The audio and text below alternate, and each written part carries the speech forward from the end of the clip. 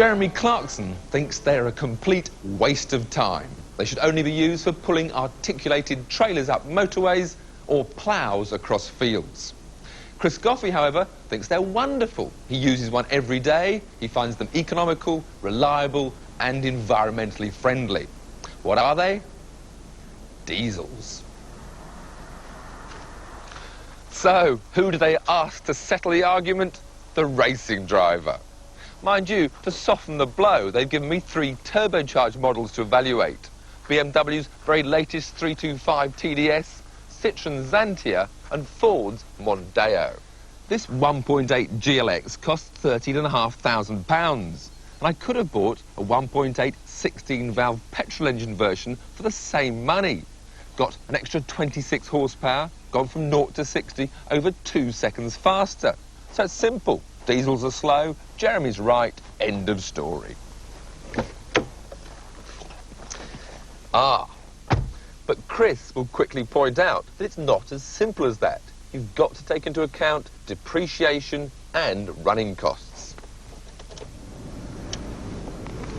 For these, we must look at our Quentin's new car guide.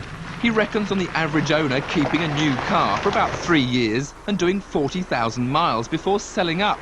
And at the moment, it's predicted that the diesel Mondeo will hold 52% of its value, while the petrol version only retains 44%, so their owners are £1,084 worse off due to depreciation. The diesel does 46.3 miles to the gallon, the petrol 36.8, and so they'll use an extra 223 gallons and another £500. So, although Clarkson is getting there quicker, Goffey is saving nearly £1,600 over 3 years. Put another way, given the same amount of money to spend over that 3-year period, Jeremy would only have about £12,000 to spend on his new car, so he could only afford the basic 1.6 16-valve, and that's slower than Chris's turbo diesel from 0 to 60. Advantage Goffey. So on balance, the diesel turbo gives better performance for the same cost. What about actually driving it? Well, there's not much response below 2,000 revs at all. You actually have to stir it up, get the revs up in order to get that acceleration. And with a diesel, you have to be careful because over 4,500 revs, the power suddenly drops off very quickly. And in fact, the red line on a diesel rev counter doesn't mean to say you're about to damage the engine. It means you're going to run out of power. Now, Citroen have an advantage in this diesel game because the French have been diesel crazy for years. Nearly 40% of new cars in France are diesels, while in Britain the figure is rising fast, from under 10% in '91 to nearly 20% now. This Xantia 1.9 TD SX costs £14,200, and you can get a 2.0i petrol version for the same money, which, as with the Mondeo, leaves the diesel standing on performance. But on our 3-year plan, Mr. Goffey saves £1,700 and once again forces our Jeremy down to a 1.6i SX, and that means that Chris leaves him behind.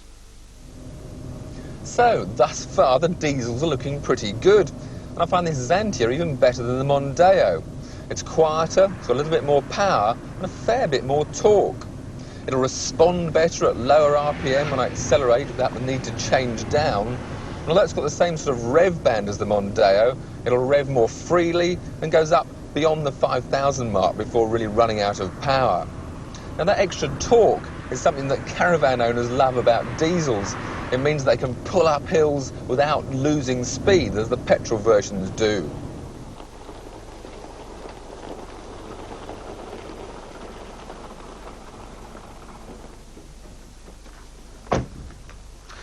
BMW have been one of the last to give in to the call for diesel power, but they've quickly gained an excellent reputation for the smoothness and performance of their 6-cylinder 2.5-litre engine.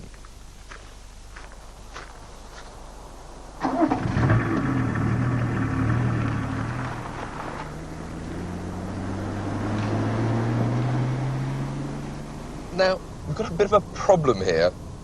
BMW have delivered the wrong car. There is no way this could be a diesel.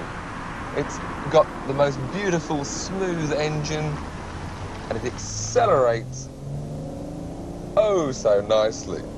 The only indication, in fact, I have that it's a diesel is the fact that the red line on the rev counter is at 5,000 revs and not 7,000. It's got an intercooled diesel turbo engine, and that'll give it 143 horsepower, which is more per litre than any other diesel engine. I think we'd better book Jeremy a test drive.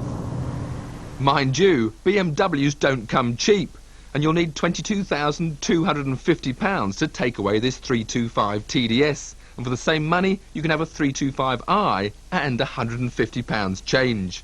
Over the 3-year plan, Chris saves over £3,000, and Jeremy will have to step down to the 320i to keep within budget. But this time, he still has a car that will out-accelerate his diesel opposition.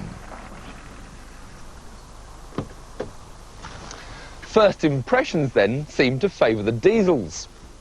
On the 3-year plan, I can outperform the petrol option with both the Ford and the Xantia. So, Goffey 2, Clarkson 1. But that's not quite the end of the story.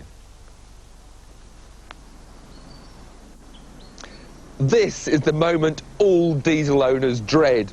The early morning start-up, the crackle of the cold engine and the cloud of black smoke it emits. This is the moment Clarkson's ego simply cannot handle.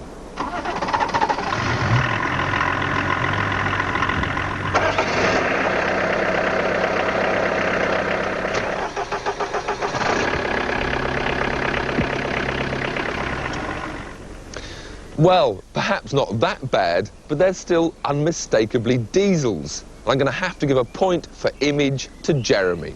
So that makes it 2 points all and an honourable draw. Mind you, there are other factors to consider. The servicing costs, insurance, reliability, and of course, that environmental issue. But my choice, well, I'm still a boy racer at heart. Sorry, Chris. Tell me, Jeremy, where is this King's Road?